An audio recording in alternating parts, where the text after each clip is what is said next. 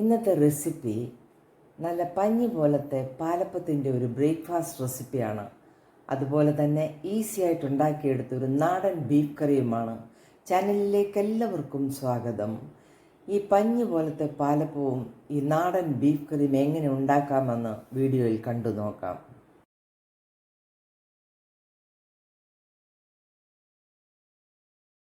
ഈസ്റ്ററിൻ്റെ സ്പെഷ്യൽ പാലപ്പം ഉണ്ടാക്കാനായിട്ട് ഞാൻ 2 കപ്പ് അരി ഒരു 6 മണിക്കൂർ വെള്ളത്തിൽ കുതിർത്തിട്ട് വെച്ചതാണ്.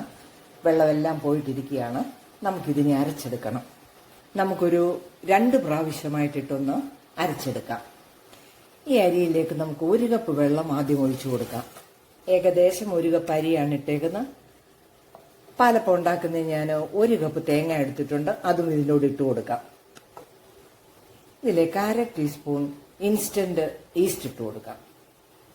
ഇത് നമുക്ക് നന്നായിട്ടൊന്ന് അരച്ചുകൊണ്ട് വരാം. നന്നായിട്ട് അരച്ചെടുത്തിട്ടുണ്ട്. നമുക്കിത് പാത്രത്തിലേക്ക് ഒഴിച്ചു കൊടുക്കാം.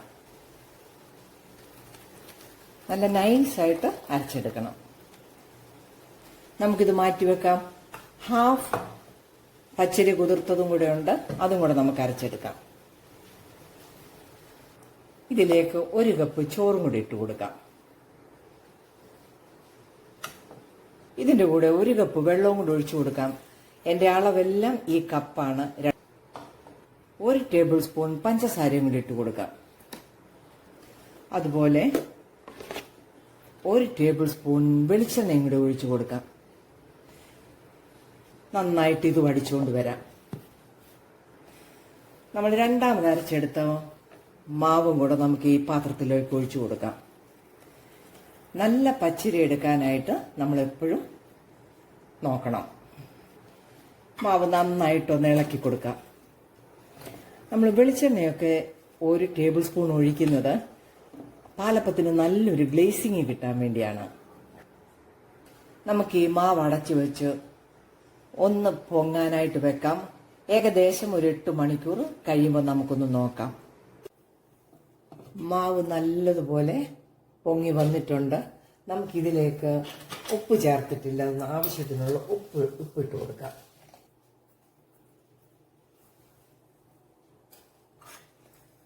നന്നായിട്ടൊന്ന് ഇളക്കി കൊടുക്കാം. മാവ് നല്ലതായിട്ട് പൊങ്ങി വന്നിട്ടുണ്ട്. ഇനി ഇതിൽ നിന്ന് കുറച്ച് പാലപ്പം ചുട്ടെടുക്കാം. നമുക്ക് പാലപ്പച്ചട്ടിയിലേക്ക് മാവ് ഒഴിച്ചു കൊടുക്കാം.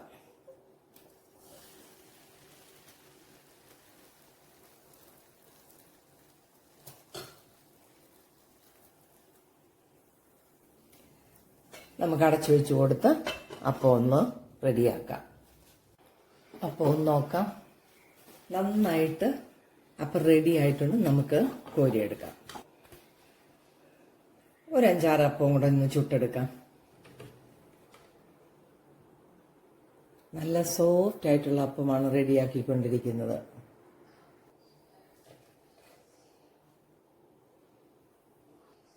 ഈ ഈസ്റ്ററിന് ഈ പാലപ്പം തന്നെ നിങ്ങൾ ഉണ്ടാക്കിയെടുക്കണം. ഇതിന് പറ്റിയ ഒരു ബീഫ് കറിയും കൂടെ ഞാൻ ചെയ്തിട്ടുണ്ട്.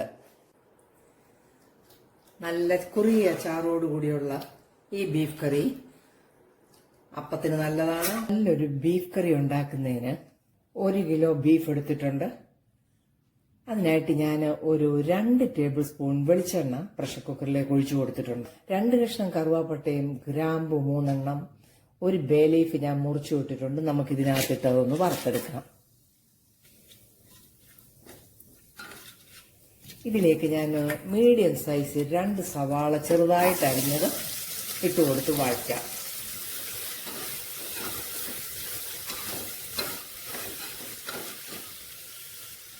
നമ്മൾ ഇതിനകത്ത് ചേർക്കുന്ന എല്ലാം നന്നായിട്ട് വഴറ്റി പച്ചച്ചവ മാറുന്ന രീതിയിലാക്കിയിട്ട് ബീഫ് ഇടത്തുള്ളൂ.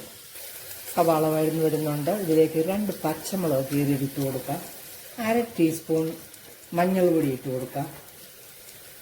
ഇഞ്ചി വെളുത്തുള്ളി പേസ്റ്റ് 1 ടേബിൾ സ്പൂണോളം ഇട്ട് കൊടുക്കാം. ഉപ്പ് ആവശ്യത്തിന് ഇട്ട് കൊടുക്കാം. പെരിഞ്ജീരകത്തിൻ്റെ പൊടി 1 ടേബിൾ സ്പൂൺ ഇട്ട് കൊടുക്കാം. നമുക്കൊന്ന് ഇളക്കി കൊടുക്കാം.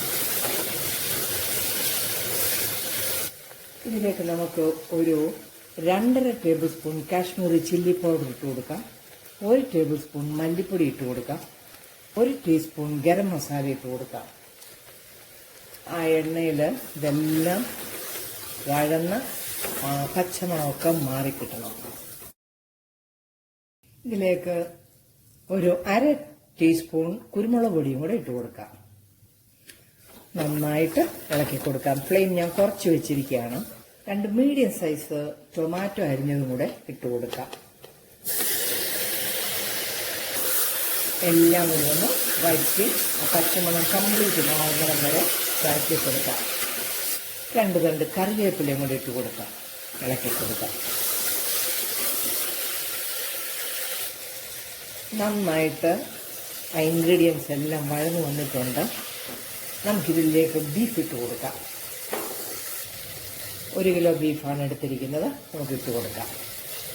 എല്ലാം കൂടെ ഒന്ന് ഇളക്കിയെടുക്കാം.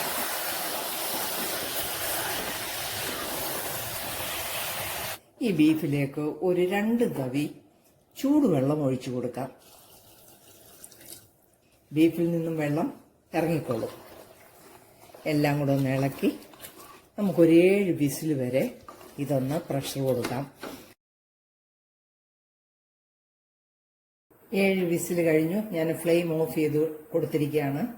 ഇനിയും അതിന്റെ പ്രഷറെല്ലാം പോയിട്ട് നമുക്ക് തുറന്നു നോക്കാം.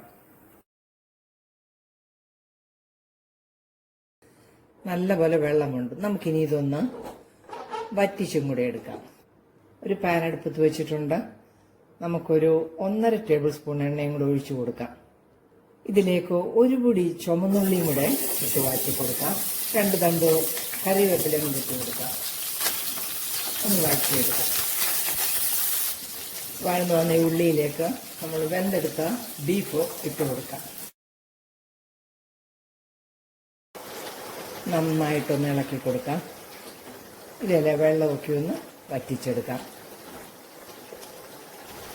ഗ്രേവിയൊക്കെ ഒന്ന് വറ്റി കറി തണുക്കുമ്പോഴത്തേക്ക് നല്ല കുഴമ്പ് പരുവത്തിലിരിക്കും. ഇത് നല്ലതാണ്. അപ്പത്തിനും ചപ്പാത്തിക്കും ചോറിനും എല്ലാം ഈ ബീഫ് കറി വളരെ നല്ലതാണ്.